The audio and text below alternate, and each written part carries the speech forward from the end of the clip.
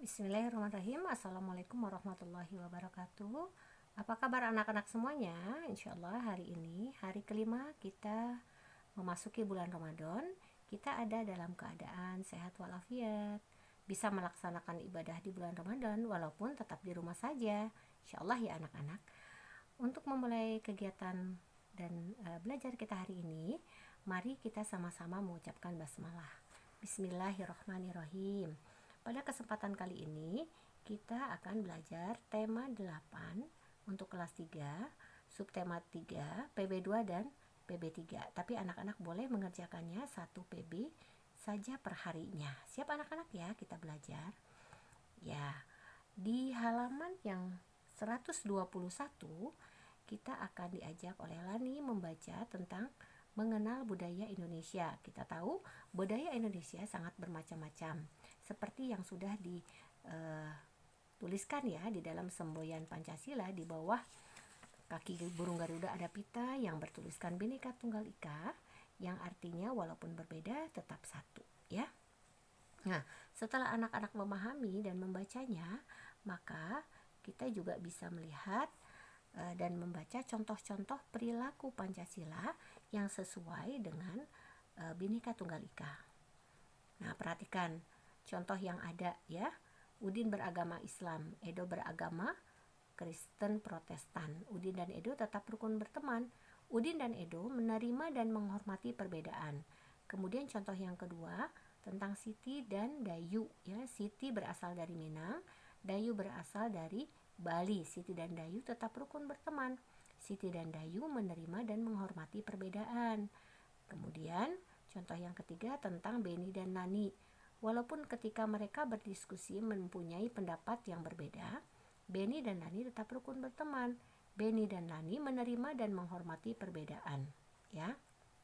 Nah, kemudian setelah kita memahami ini, maka kita ditantang untuk bisa mengerjakan beberapa pernyataan di bawah ini dengan hanya memberikan tanda centang atau tanda silang untuk setiap pernyataannya. Yang pertama, bermain dengan semua teman. Kalau menurut anak-anak ini baik, maka diberi tanda centang. Yang kedua, misalnya menolak pendapat orang lain. Bila kita merasa ini kurang baik, maka kita beri tanda silang.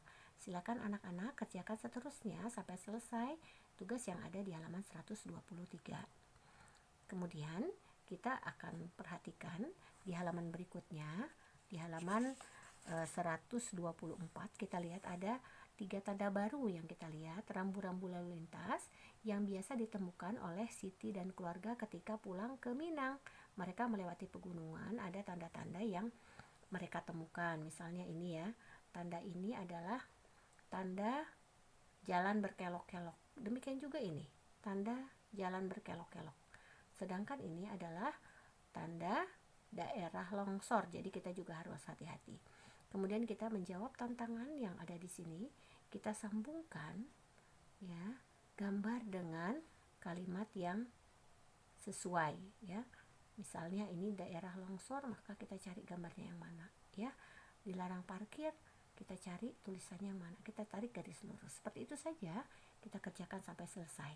Seperti itu untuk pembelajaran kedua selesai. Kita lanjutkan sekarang pembelajaran yang ketiga. Di pembelajaran ketiga, anak-anak juga diminta membaca. Kita membaca tentang bersepeda bersama teman. Siapa yang suka bermain sepeda? Tentu anak-anak banyak ya yang sudah bisa bermain sepeda. Nah, di sini Udin dan teman-teman bermain sepeda di lingkungan rumah mereka. Nanti anak-anak silakan baca tentang bersepeda bersama teman ini ya. Kemudian setelah itu nanti kita menjawab pertanyaan-pertanyaan sesuai dengan bacaan ya. Ini pertanyaannya ya, anak-anak bisa perhatikan apa kendaraan yang digunakan oleh Udin dan teman-teman. Di judulnya juga ada ya, gampang.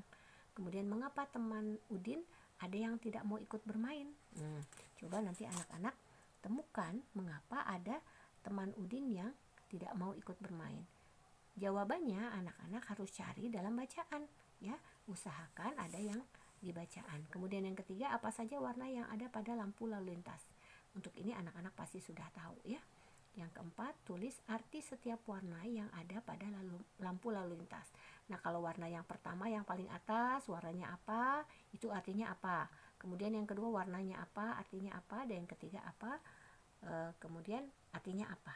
Tentu anak-anak ingat ya, ada yang berhenti, berhati-hati atau siap berjalan, atau yang berikutnya boleh berjalan, nanti anak-anak tentukan ya. Nah, kemudian kita belajar lagi tentang rambu-rambu yang baru di sini ya. Ada rambu-rambu yang biasa kita lihat, tapi sekarang kita baru pelajari, yaitu adalah ada tanda dilarang belok ke kiri, ada tanda dilarang belok ke kanan, ada tanda dilarang masuk, kemudian ada tanda lampu lalu lintas. Ini silakan anak-anak hubungkan. Nah, selanjutnya kita akan belajar matematika. Di sini kita melihat ya, laporan kemampuan 10 anak dalam mengendarai sepeda. Ada 10 orang anaknya. Kemudian kita lihat ada 8 anak ini dia pandai naik sepeda atau sudah bisa naik sepeda, dan ada 2 anak yang belum bisa naik sepeda. Nah, ini tandanya seperti ini, jadi diberi warnanya 2. Kalau ada 2 anak berarti diberi warnanya 2. Kalau kita temukan ada 8 anak yang sudah bisa naik sepeda, kita beri warnanya 8, seperti itu ya.